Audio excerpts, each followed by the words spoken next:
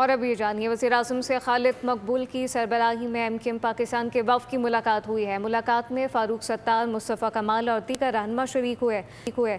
M Q M نے budget پر تحفظات اور تجاویز سے وزیر اعظم کو آگاہ کیا ہے۔ وزیر اعظم سے خالد مقبول کی سربراہی میں ایم کیو ایم پاکستان کے وفد کی ملاقات ہوئی۔ ملاقات میں فاروق ستار، مصطفیٰ کمال اور دیگر رہنما شریک تھے۔ ایم کیو ایم نے بجٹ پر تحفظات اور تجاویز سے وزیر اعظم کو آگاہ کیا۔ ذرائع کے مطابق ملاقات میں فاروق ستار، مصطفیٰ کمال اور دیگر رہنما شریک ہوئے۔ ایم کیو ایم نے بجٹ پر تحفظات اور تجاویز سے وزیر اعظم کو آگاہ کیا ہے۔ وزیر اعظم سے خالد مقبول کی سربراہی میں ایم کیو ایم پاکستان کے وفد کی یہ ملاقات ہوئی ہے۔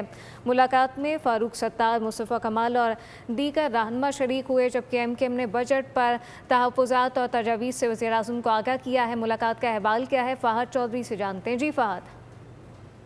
جی دیکھیے، آج وزیر پارلیمنٹ ہاؤس میں ان کے چیمبر میں پاکستان کے وفد نے ملاقات کی۔ ڈاکٹر خالد مقبول صدیقی کی سربراہی میں وفد میں فاروق ستار، مصطفیٰ کمال اور دیگر رہنما ایم کیو ایم کے شریک تھے، اور اس ملاقات میں ایم کیو ایم کی جانب سے بجٹ تجاویز اور جو تحفظات ہیں بجٹ کے حوالے سے ان سے وزیر اعظم کو آگاہ کیا گیا۔ اس کے علاوہ جو بلدیاتی نظام کو بااختیار بنانے کے لیے ایم کیو ایم پاکستان کی تجاویز ہیں ان پر گفتگو ہوئی، اور ذرائع کے مطابق اس ملاقات میں حکومت اور ایم کیو ایم کے درمیان بلدیاتی نظام کو بااختیار بنانے کے لیے آئینی ترمیم پر اہم پیش رفت ہوئی ہے، اور ایک 8 رکنی مشترکہ کمیٹی قائم کرنے پر اتفاق کیا گیا ہے۔ اس حوالے سے فاروق ستار نے میڈیا سے گفتگو میں بتایا کہ آرٹیکل 140A سے متعلق آئینی ترمیم پر حکومت نے یقین دہانی کروائی ہے، اور 8 رکنی مشترکہ کمیٹی قائم کرنے پر اتفاق ہوا ہے۔ نون لیگ اور ایم کیو ایم کی مشترکہ کمیٹی سیاسی جماعتوں سے رابطہ کرے گی اور ترمیم کے لیے 2/3 اکثریت حاصل کرنے کے حوالے سے کوششیں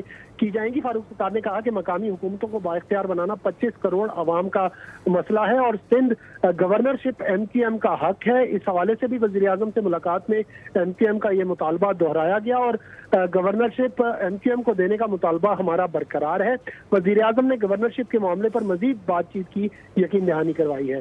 جی فہد چودھری اپڈیٹ کر رہے تھے، آپ کا شکریہ۔